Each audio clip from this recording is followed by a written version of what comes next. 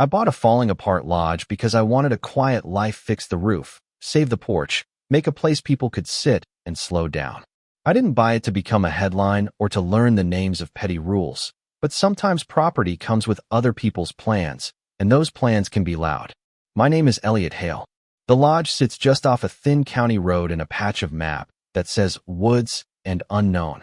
2 weeks into patching the roof, a woman in a white cardigan rolled up on a golf cart and taped orange violation notices to my front door like they were medals. "This property is in violation," she said, and the way she smiled felt like the kind of politeness that hides a knife. At first it was paperwork, ignore the stickers, file the emails, pull the county deed. That should have been enough. But these things aren't about rules, they're about people. Marjorie Clark ran the HOA like a small kingdom. She liked rules because rules gave her a voice. She started posting notices on the road, and one night, someone put a heavy padlock across my lane. I woke up to the sound of metal scraping and my heart doing that quiet, awful drop. I went to the HOA meeting at the community hall with my deed and a calm face, and I watched Marjorie speak about community standards with the practiced warmth of someone giving law. When I asked where my parcel fell on their plat, she smiled and gave answers that left out the important line. Outside afterwards, she leaned close and said, "We all have to follow rules, Elliot," which read like, "You'll learn." The shove changes the tone of the story the moment you stop telling and start living it.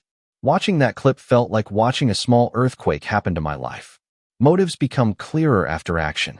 You don't shove someone for siding, you shove them for leverage, land, money, a way to cloud a title. My lawyer found oddities.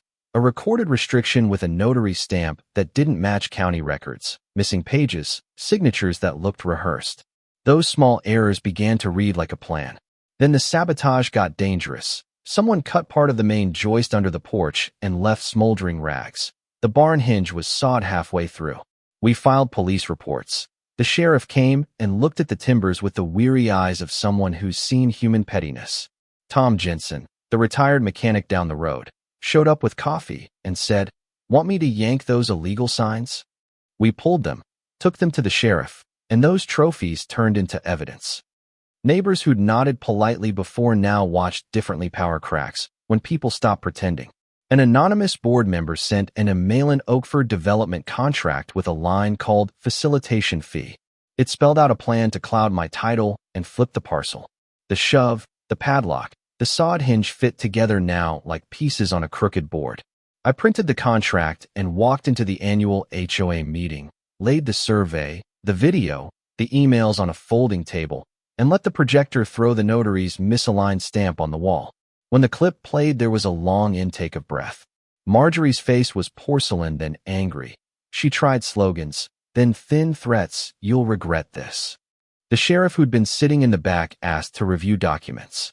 The room tilted.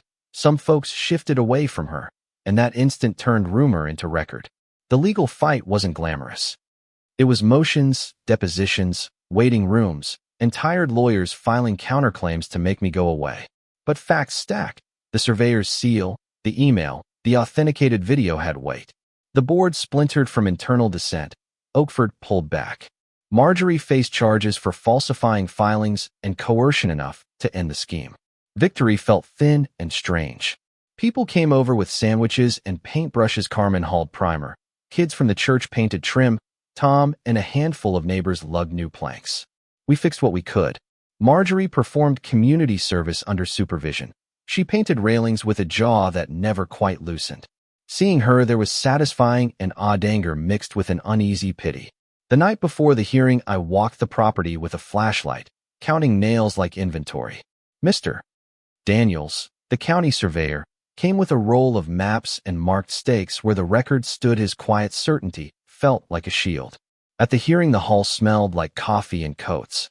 I put my hands on the deed and told the room what the camera had seen. I played the clip of the shove and then held up the contract with Oakford's name and the facilitation fee. You could watch the math happen on faces: motive, means, opportunity. Neighbors testified in small ways. Louise from the plant told how Marjorie tried to buy signatures. Ruth mentioned a ring once borrowed and never returned. Little confessions that added up. The sheriff took the files, the judge reviewed them, and the process unfolded in slow, stubborn steps. Justice, I learned, is boring and precise and also important. There were nights when the whole thing felt surreal, sitting under fluorescent lights while clerks shuffled files and the person who'd shoved me walked free the same day. I learned the rhythms of bureaucracy, the clerk's half-smile, the way a file can be misplaced, the fact that a signature changes everything. I also learned who would show up when it mattered: Carmen with a spare ladder and a laugh, Tom with his pickup and a steady hand. Once, in a deposition room, I watched Marjorie try to keep her story neat. She had that tight smile, the one practiced at meetings, and when pressed about the Oakford emails she faltered. There's a strange cruelty to watching someone fail to keep a lie upright under light. For a moment, she seemed less like a script and more like a person broken by habit of control, habit of always being right. Her lawyer pushed, she parried, and the paper trail did the rest. The sheriff's involvement made things more concrete. Deputies gathered evidence, a prosecutor read the file, and the slow gears of law began to turn.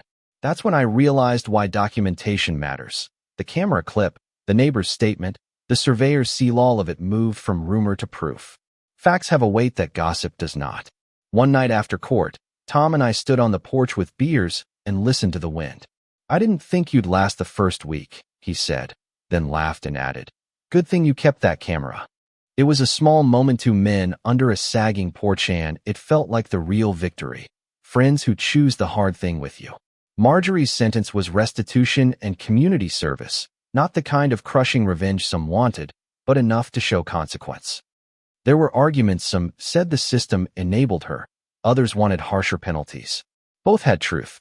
We painted the railing together, and sometimes she handed me a brush and we both stared at the same plank, realizing how brittle social contracts can be. Now neighbors stop to chat about fishing spots and who has the best stew recipe. The lodge hosts a monthly supper. People bring dishes and stories, and the rooms hold ordinary conversation instead of tension. We fixed more than a roof. We repaired how we saw each other, at least for a while. Power hides in hollows. You must stay watchful. If anything in this story matters, it's that ordinary acts add up. Film the shove, keep receipts, ask for help. If you live somewhere that has hidden fences and loud people, don't underestimate paper and persistence. Photograph, keep receipts, ask for help, bother someone until they notice. So tell me, would you have stayed, or would you have left? Have you seen a community turn on someone and then turn back? Drop a comment and tell me what justice looks like where you live. If this pulled at you, hit like, subscribe for more stories of stubborn people and stubborn places, and share your own, because these fights aren't just about houses. They're about how we choose to live together.